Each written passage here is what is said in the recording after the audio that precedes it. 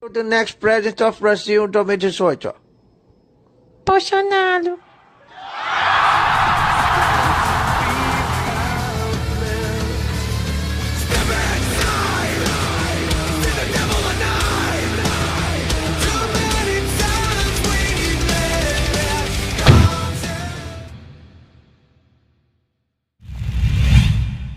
Olá, opressores.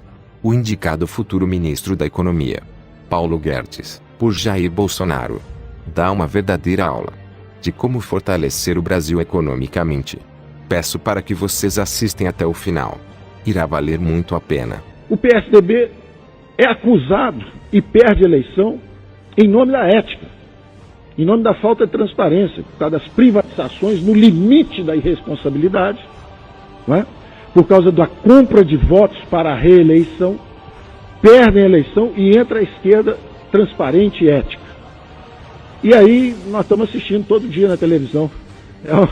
É um negócio, é um espetáculo de ética e de transparência absolutamente exemplar.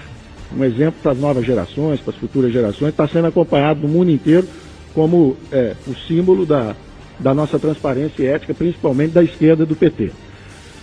Ou seja, a desmoralização atingiu todo o espectro. Será que há algo sistêmico? Se uma infecção chamada corrupção atinge todo o espectro político, será que é algo genético? Hipótese 1. Seríamos os brasileiros geneticamente corruptos? Hipótese 2. Será que é sistêmico?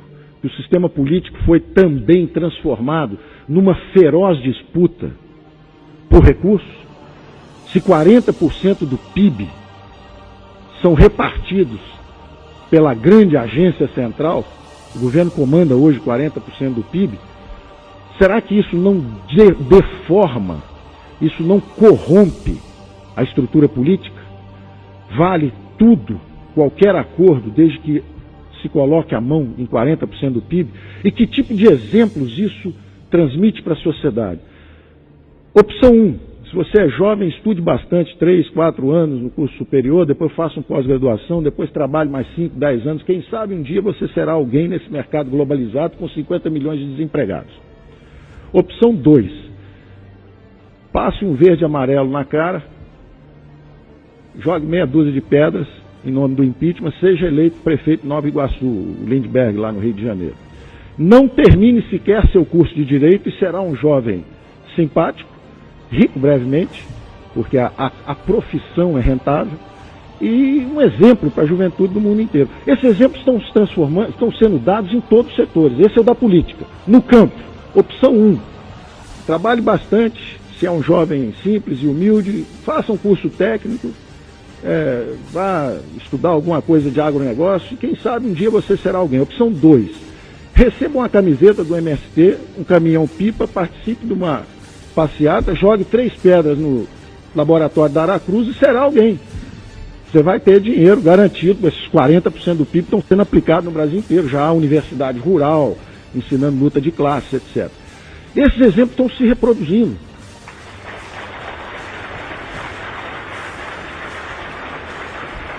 Empresarialmente é a mesma coisa.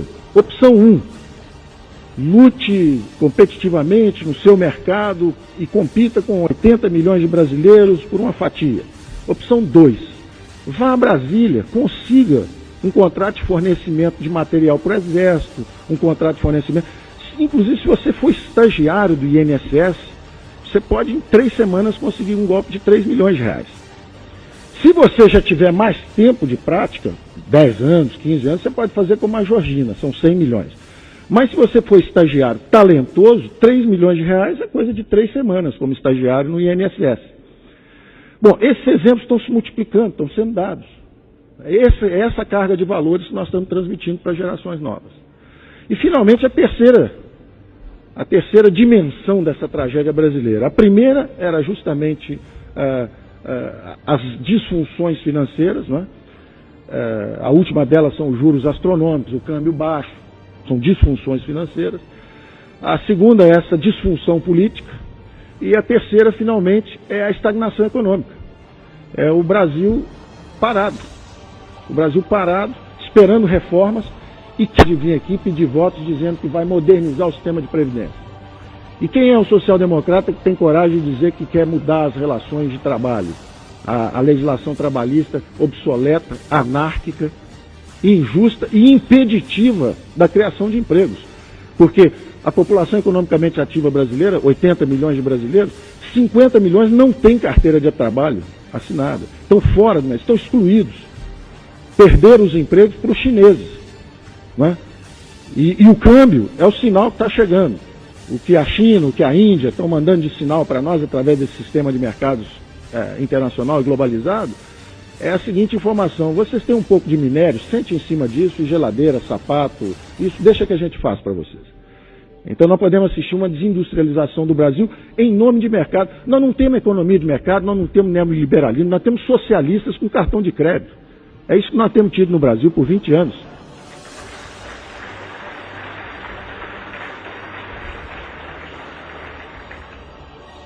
E hoje, o desafio da estagnação econômica é o seguinte: você tem uma bola de ferro na perna direita, que é excesso de impostos, a bola de ferro na esquerda, juros elevados. As mãos amarradas são os encargos sociais e trabalhistas. E alguém diz assim: agora corre que o chinês vai te pegar.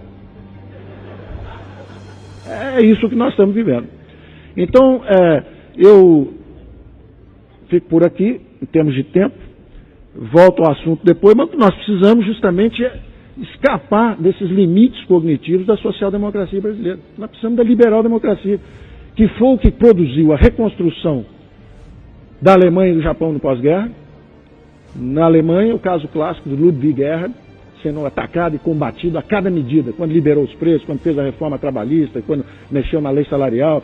Cada medida era fustigada, moção de desconfiança. Por quem? Pela social-democracia, o SPD. E depois que o milagre é feito, ele é exibido em vitrines socialistas. É sempre assim.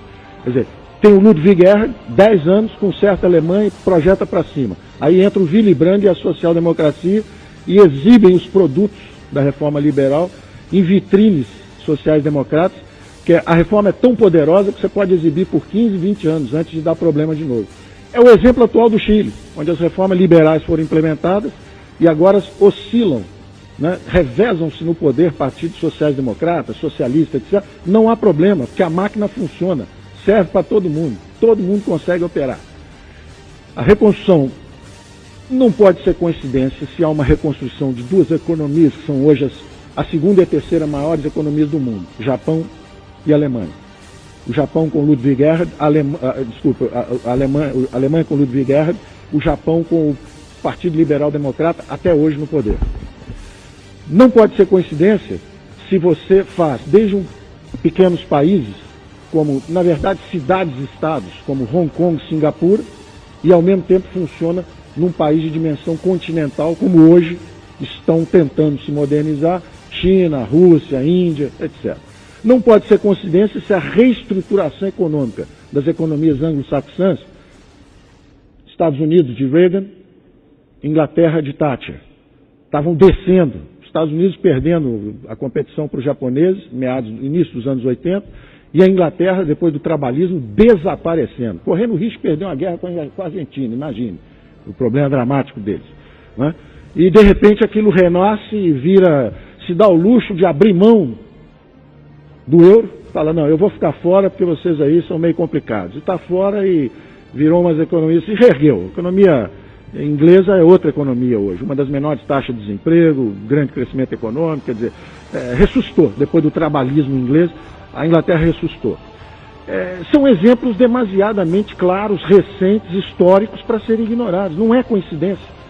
E a grande sociedade aberta, na verdade, por uma concessão dos que tiveram a vitória intelectual, porque na verdade não houve empate, não. Houve a derrota do socialismo como um equívoco intelectual. A paz do coração, perfeito. Solidariedade, utopia, irmandade, tudo isso será preservado. Isso nós vamos absorver, é a síntese da sociedade ocidental. Mas a vitória intelectual foi completa. Democracia, economias de mercado e a ação social descentralizada do Estado. Essa é a grande síntese. Tem lugar para o socialista? Tem. Vem cá, nos ajuda aqui no programa Voucher para os estudantes que precisam de oportunidade nas escolas. está aqui, vamos expressar a sua solidariedade à rede de proteção social desta forma. Não como uma engrenagem de produção na economia, porque foi um desastre completo. Então, eu termino dizendo o seguinte, esse tipo de fórum, se tivesse acontecido em todas as capitais do país, nos últimos 20 anos, como tem acontecido aqui, o país seria outro. Porque aqui você tem essas luzes que permitem que se vá além desse paradigma social-democrata que aprisiona a elite intelectual brasileira, inclusive a elite empresarial. O que você mais vê é empresário, não só indo a Brasília para conseguir as encomendas, mas como depois fazendo também uma ONGzinha para dar uma ajuda a meia dúzia de pobres ali na vizinhança dele. Que é muito meritório, mas que realmente não é o principal foco.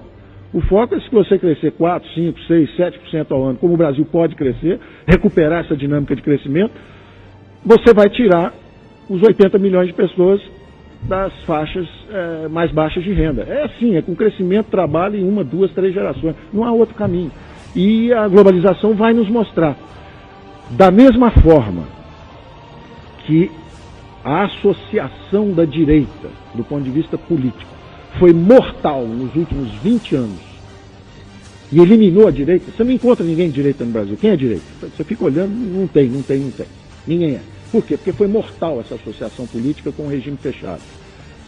Vai haver um problema na esquerda agora, que é o seguinte, ser social-democrata, em meio a uma onda de globalização, vai extingui-los como espécie. Ou eles mudam, ou eles serão devastados por essa onda de flexibilização e construção de instituições novas e flexíveis que o Brasil precisa. Nós precisamos destruir interesses entrincheirados e instituições superadas e criar instituições novas e flexíveis que nos permitam a sobrevivência econômica e, principalmente, para você poder dizer que tem uma classe política que mereça esse nome, né? Uma classe política nacional que mereça respeito é alguém que produz uma ordem institucional que nos permita sobreviver economicamente nessa competição global. Se a classe política não conseguir entregar isso, nós temos um problema existencial. O que fazer com a classe política? Obrigado. Muito obrigada.